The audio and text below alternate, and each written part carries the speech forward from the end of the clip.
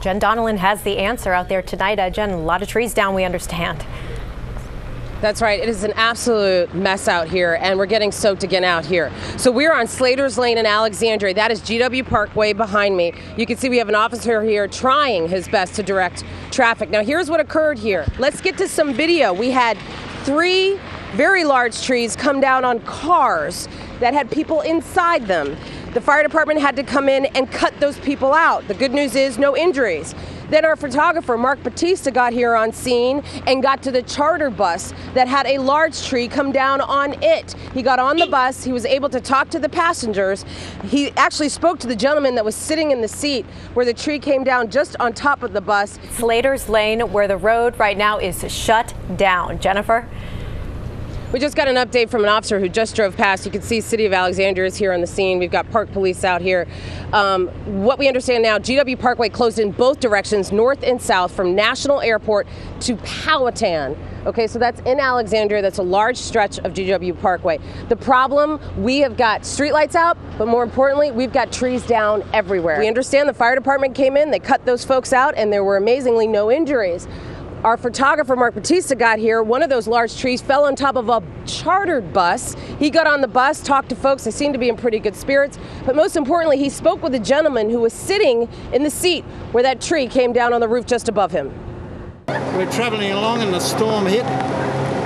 We were looking out exactly where I was sitting. We looked out to the right and we seen the tree starting to collapse towards us. There was nothing we could do, of course. Just hope that no one would be injured. Jennifer Donnellan has spent the evening canvassing Alexandria and Arlington. She's live now with the very latest. Jen?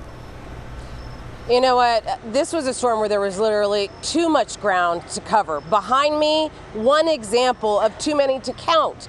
One tree, massive tree, fell from behind this row of townhouses. You are looking at the tree. They cut it up here down on the ground. They've been working on it for hours. But as we bring the camera up, you can see where it literally slashed into the roof. These homes are inhabitable. The storm was shocking. The cleanup was overwhelming. The trees just strewn around. It looks like this place has been bombed. Jam-packed on the GW Parkway. Multiple giant trees crashed down onto the road and onto 3 cars, and a bus filled with tourists. Pretty scary. It came right in over the roof where I was sitting and blew the window out. They said that the trees were blocking both directions of GW Parkway, so I think I'll be here a while. The major thoroughfare was shut down at the height of rush hour. It was kind of like the Twilight Zone. All the cars backed up everywhere.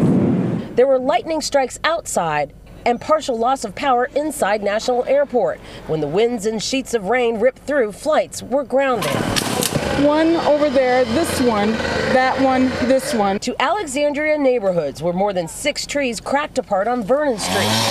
So neighbors pulled together to cut their way out. The guys came with the concrete saw, so we're just going for it. When you look at your car. Yeah. What do I do? It's nature. On 2nd Street, the car stood no chance. From one yard to the next, the winds spared little. I didn't know how bad it was until after everything had stopped. In Old Town, blocks of businesses were in the dark. We've got an emergency generator kicked in. Candles and lanterns helped light the way inside the lobby of the Hotel Monaco. We've opened up our doors to the community. We had a number of people who came in here and rode out the storm with us. Back here live, when you're talking about winds of 80 miles per hour, there's no surprise about the extent of the damage that we're seeing here in Alexandria. The mayor said his city looks like a war zone. Again, he declared a local state of emergency. He's asking residents to be prepared to go days without power. Reporting live from Alexandria, I'm Jennifer Donnellan, ABC 7 News. I want to get to those.